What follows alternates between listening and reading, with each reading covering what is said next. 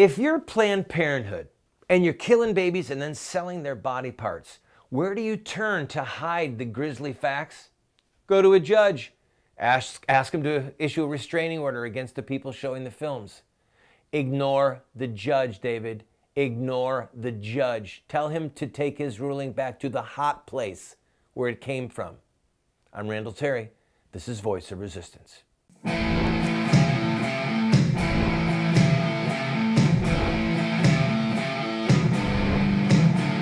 Those who forsake the law praise the wicked.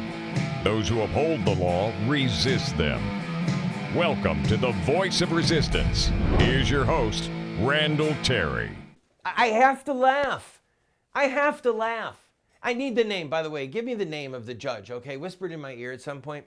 David Daladin is the head of the Center for Medical Progress. He is the genius who has been hiring these teams to go in to various baby butchers, baby killers, and get them talking freely about killing babies and how to take out their body parts as intact as possible to be sold on the black market.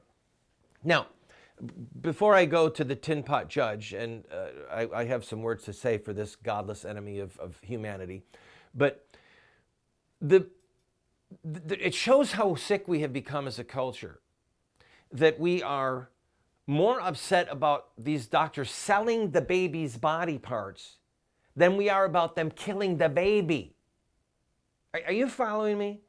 I mean, yesterday we talked about the lion, Cecil the lion, you know, and this dentist who shot Cecil and everyone was all upset about the lion. It's a lion. I get it. I like lions. I really do, but it's a lion, okay? And it was an accident. They're butchering human beings. They're killing babies. And we have gotten so calloused. We've lived up against this evil for so long that it doesn't even bother us anymore. A little bothers us. But then we hear about this godless wench eating her salad and drinking her wine while she talks about selling the baby's body parts. We're enraged. We should be enraged. We should be incensed. But we should be even more incensed that she is murdering these children day after day after day and getting away with it. These people are mass murderers, okay? And the greater crime is that they're killing the babies. Now, I'm thankful that they have been exposed for what they are, trafficking in human body parts, okay? And I'm thankful that misguided man from Kentucky, Mitch McConnell, is allowing a vote to go forward to defund Planned Parenthood. He should have put it on the highway bill. If he'd put it on the highway bill, it would have stood a better chance of passage because the Democrats would have wanted that highway bill to pass. There is a political value to putting it as a freestanding bill because they can put a bullseye on the Senate Democrats who want to keep funding this godless organization. So, you know, a broken clock is right twice a day. Mitch McConnell has done the right thing by letting this go forward to a vote to defund Planned Parenthood. Let's see what happens. Harry Reid, that pillar of evil, said, good luck with that. You can bet that Obama's going to veto it. Maybe the House and the Senate could muster a 2/3 to override the veto. It's not likely. But if some people see their necks on a political chopping block and see themselves as supporting an organization that kills babies and that then sells their body parts, maybe some Democrats will see the light after they feel the heat. I don't know. Now, David, to you. This is a shout out to David from the Center for Medical Progress. David, if you see this, you remember Terri Schiavo? Right. The reason that the whole world heard about Terri Schiavo was because of me. The family contacted me, and she was going to die in obscurity in 2003. And the family contacted me through an intermediary and said, please come and do whatever you can to save our daughter. I went down there. I had a list, 10 things. This is what we're going to do. We're going to rent this trailer, and we're going to get the media out. I'm the founder of Operation Rescue, and if I say that there's going to be a big protest, we're going to get a lot of media coverage, and we did. All of that happened. Then we saved her in 2003. We lost in 2005 when she died. But in 2003, after I was done speaking to the family and explaining what we're going to do, they got me inside, and they said, hey, we've got a video of our daughter. We're talking to her, and she's following the balloon, and she's trying to talk to us. It shows that she's not brain dead. It shows she's not in a vegetative state. I said, you've got a video? They said, yeah. I said, well, give it to me. Let's get it out. Where is it? Well, it's in a safe. Why is it in a safe? Because the judge told us not to film our daughter and not to release any video footage. I said, to hell with the judge's order. Dad, I said to Bob, I said, let me tell you something. The greatest thing that could happen to you for your daughter is for that judge to put you in jail for showing the truth in this video. Trust me, he's not going to do it. So I took the video. We went and made tons of copies of it. I called a press conference. All this media showed up. I said, here. I gave each of them a copy of Terry Schiavo, Following the Balloon. You've seen it 50 times if you've seen it once. And it was because I said to them, forget what the judge told you. Do the right thing. So David, follow the advice of Bob Schindler, or follow the example of Bob Schindler, Terry Schiavo's dad, and tell the judge to the hot place with your order. I'm going to stand for the babies and show the truth no matter what you say.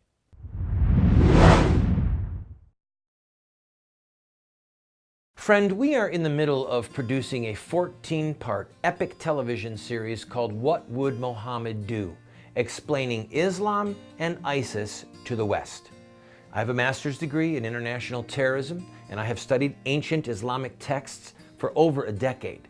And we are going to do a very paced and a very scholarly look at Muhammad's life and see the connection of his life to today's headlines. Well, we need your help on 3 levels. 1, we need help with some security measures. 2, we need help with some gear for the studio. And 3, we need help with some computers. I'm inviting you to go to the GoFundMe site that you see on the screen and watch the pilot for episode 1. You'll get a feel for what it's going to be, and I promise you, you're going to be excited. You'll be challenged, and you're going to want your friends to see it. And then after you've seen it, give what you can to help us with this project. Thank you.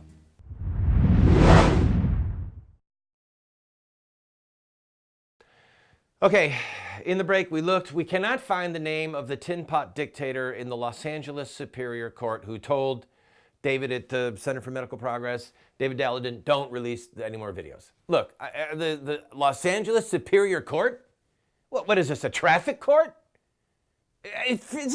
Forget it, David. Ignore this man. Ignore him. Hold a press conference and hand out the other videos. Hand them out. Tell the judge to go to the hot place. You know what would be fun? Find out who the judge is. Find out where he lives. Hold protests in front of his neighborhood. Completely legal, people. You want to know how judges feel heat? Go to the neighborhood where they live. Under Frisbee v. Schultz, Supreme Court ruling, you can pick at the neighborhood of any person in America, okay?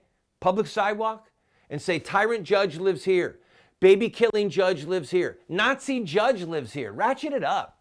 You know, imagine that if a Jew had somehow gotten camera footage, still shots or video shots, of a concentration camp. And then a Nazi judge says, "You will not show the film. We will put you in the jail if you show the film." What would you do? Would you be an accomplice and not show the film?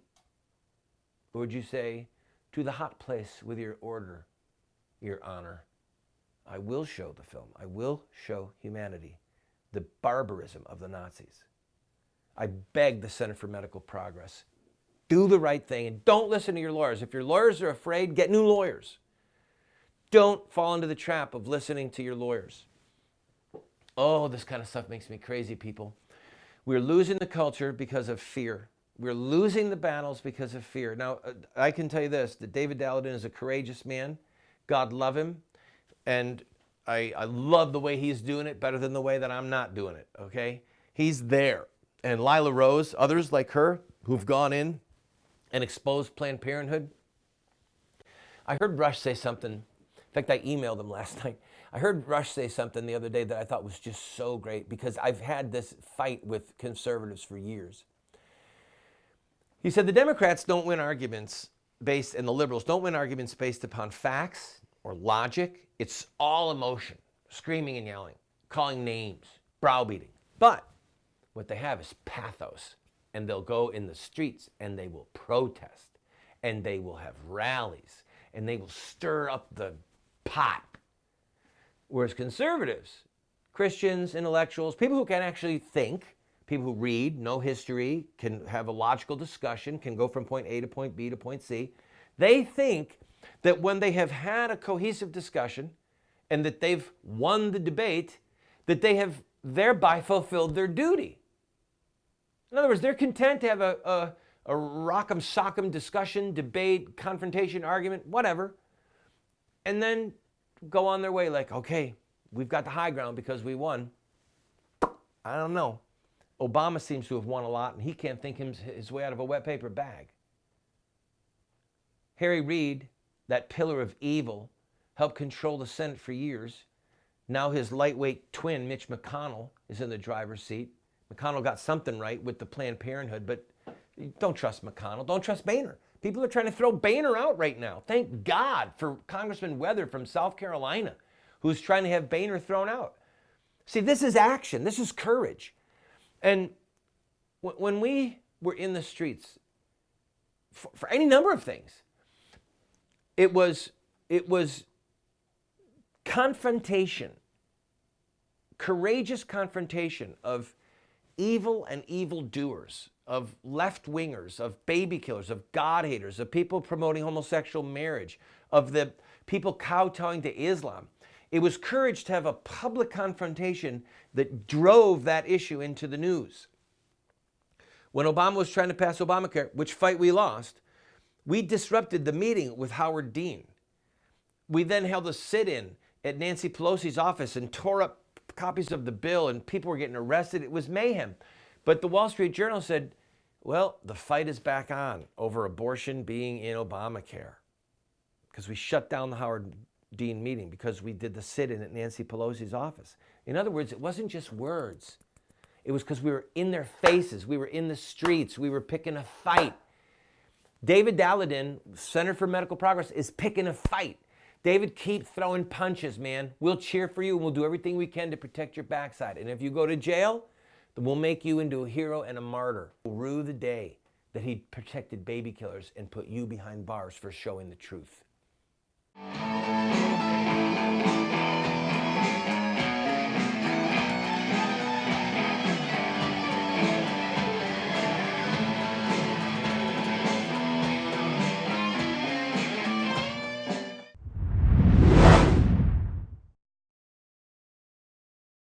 Supreme Court Justice Clarence Thomas referred to John Locke twice in his dissent in the Obergefell decision. John Locke is referred to as the philosopher of American liberty. He was a genius, and he not only believed in natural law, but he believed in revealed law, the Word of God, the law of God. And he is one of the two most influential philosophers on the founders of this republic. We are offering you this book, and I'm going to give you my book as well, The Sword. The Sword, the subtitle is The Blessing of Righteous Government and the Overthrow of Tyrants. It looks at what is the legitimate purpose of government and when is it our right to overthrow government like they did with the Declaration of Independence. We will send you these two books if you simply pay for the shipping and handling, $8, and then give whatever else you want. And by the way, the $8 doesn't cover our cost, but if that's all you can afford, we'll send them to you for the $8. God bless you.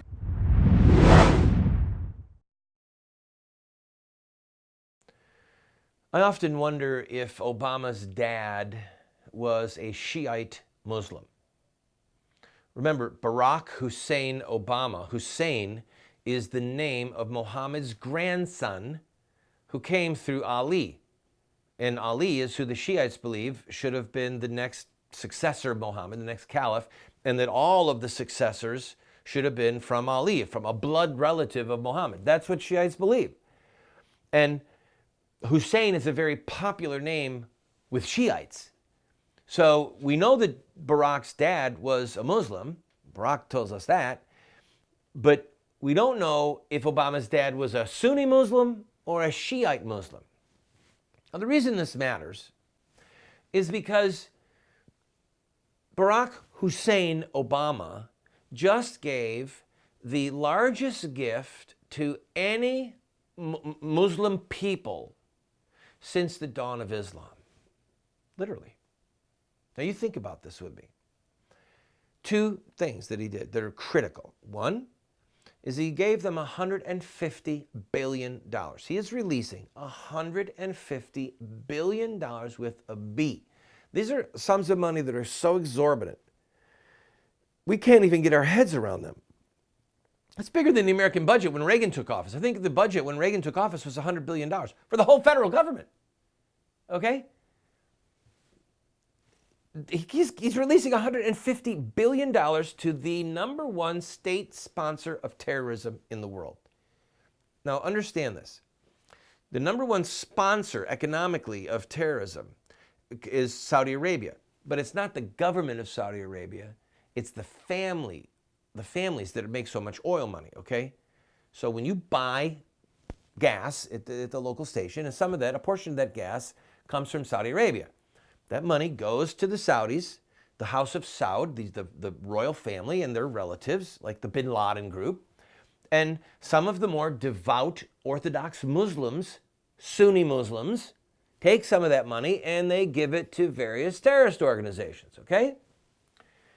Well, it's against the law to do that under Saudi Arabian law. I mean, they're doing it and they're not prosecuting them very well, but they're doing it.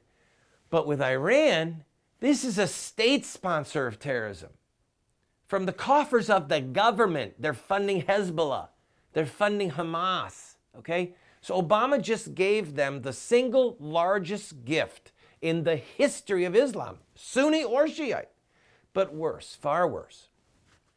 He gave them the pathway to make a nuclear bomb. And even though the general, I think it was Dempsey who testified yesterday before Congress and said, well, they're not going to be able to get a bomb from this, but I am worried about their nuclear, or their ballistic missile system. I'm worried about their ability to deliver bombs. All right, so let me get this straight. You're letting us know that they are working hard to have nuclear, or rather to have missiles that have a longer and longer range, okay? But you're not really worried about them getting a nuke. But if they should get a nuke, are you telling me that they would have a delivery system that could reach, say, Europe?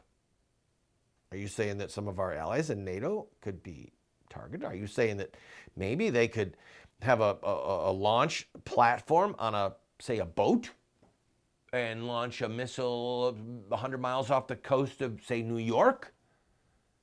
Are you following me, people? There is no chance in heaven or the underworld that as many people who have read the deal and they're saying this opens the door for them to have a nuclear weapon. For sure in 15 years, maybe sooner. There's no way that they're all wrong, okay? There's just no way. So you've got the Ayatollah Khomeini saying, death to America, sending out that tweet with a gun to Obama's head, Obama holding a gun to his own head, saying that, we don't want war, but if war starts, America's going to emerge the loser. They're cheering in the street in Iran. They're saying, we've got everything that they wanted. Well, they want a nuclear bomb. So if you look at the history of Islamic jihad, the jihadists believe that if they die in battle, facing the enemy, not retreating, that's a key part of the promise to get to paradise. They die facing the enemy, not retreating. If they're killing the enemy or if they die facing the enemy, they get to go to paradise. Well, what if you had a really devout jihadist who had a gun, just like a single shot pistol, and he had to reload it, or a single shot rifle, and then someone gave him an automatic, a fully automatic. Do you think that jihadist is going to use it? Do you think he's going to go from shooting one person at a time to shooting 10 people at a time? Probably, right? They do that, Hamas, Hezbollah. They blow themselves up on a bus or go into a building and blow themselves up. Well, what if that same jihadist, that same devotion to Allah, that same devotion to wanting to get to paradise, what if you gave him a bomb that was bigger than a bomb that could take out a bus? What if you gave him a bomb that could take out a city? Do you think he would use it? That's what a nuclear weapon can do. And if you've got Muslim jihadists in Iran, which you do, that get their hands on a nuclear weapon, which they will, what is to keep them from one day saying, I am going to serve and please Allah by nuking Tel Aviv, London? And I know that the Brits and the Jews are going to retaliate, and they're going to try and bomb my palace, and they're probably going to kill me. But I'm going to die facing the enemy, so I get to go to paradise, and I did a great service to Allah by destroying Tel Aviv and by destroying London for the glory of the Muslim faith. Do the math, people. Do the math. Was Barack Hussein Obama's dad a Shiite? I don't know. It really probably doesn't matter. What matters is that Obama and his regime have betrayed this country and have set the path for our sons and daughters and the sons and daughters of other people in Israel, in Europe, and God knows where else to have their blood shed at the hands of Iranian missiles and, God forbid, Iranian nuclear weapons, and for sure, Iranian terrorists that they're sponsoring with the $150 billion that Obama gave them. God save us from this presidency, and God save us from the people like McConnell and Boehner and others who won't fight him and impeach him or get rid of him or stop this deal. Please, God, save us. Please save us.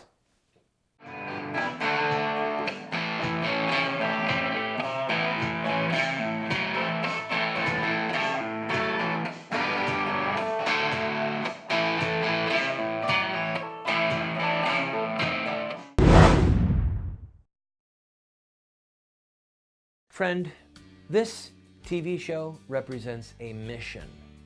It's to be a voice of resistance to the evil in the land, but also to inspire people like you to take a stand at any level that you might be able to equip you, to inspire you, to challenge you, to give you the rhetorical ammunition that you need.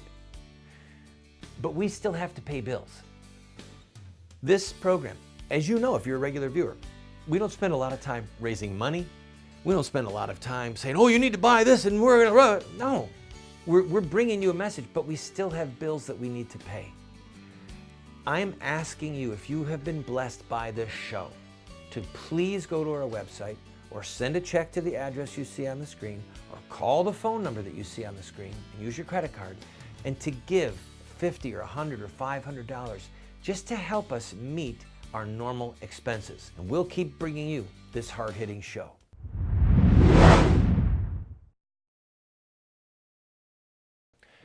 I have friends, myself included, who have spent a good number of years pondering if the Lord will return soon.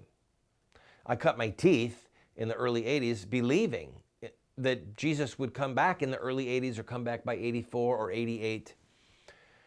And the further on I went, the more I started to get suspicious of date setting. And by the time I got to year 2000 and all those books were coming out, by that time I was so jaded, I said, I predict 2001, the whole year. Not that Jesus would come back in 2001, but that the whole year would come and go without him coming back. Now, why am I talking about this? Because there are many of us, myself included, that are so distressed by what we see in the world and the signs of the times, and things are so turbulent that we think possibly could this be the terminal generation? Could it be that the Lord is coming back? And parts of us justly yearn. Even so, come Lord Jesus. But here's the problem with it. Jesus said, occupy till I come. It's like a military phrase. All right? We're the church we're the church militant. We're fighting evil. Jesus said, I'll build my church and the gates of hell will not prevail against it. We're to be attacking on the gates of hell. Gates are for defense. We're to be on the attack against evil, not hunkering down and waiting for Jesus to come. And so at first, when I believed that Christ was going to return any minute, I didn't want to fight because I thought, well, J. Vernon McGee, why polish brass on a sinking ship? If the ship's going down, why am I polishing the brass, man? Just tell people how to get out of the hellfires that are coming and bring them to Christ so that they're saved, and let's set our eyes on our eternal kingdom, our eternal city. And there is truth in that, but it's not what the church militant is all about. We're not just the deliverers out of a get out of hell free card. We're to be the church militant, fighting evil, confronting wickedness. And so if Jesus wants to come today, tomorrow, Lord Jesus, please let me be ready. I'm happy for him to come. But if he doesn't come for 100 years or 200 years, I don't want to leave my children a hellhole because I refuse to fight because I thought, well, what's the use in fighting? He's coming next week. What if he doesn't come? Let's fight. Let's fight like he's going to come in 100 years, and if he comes now, we'll be ready.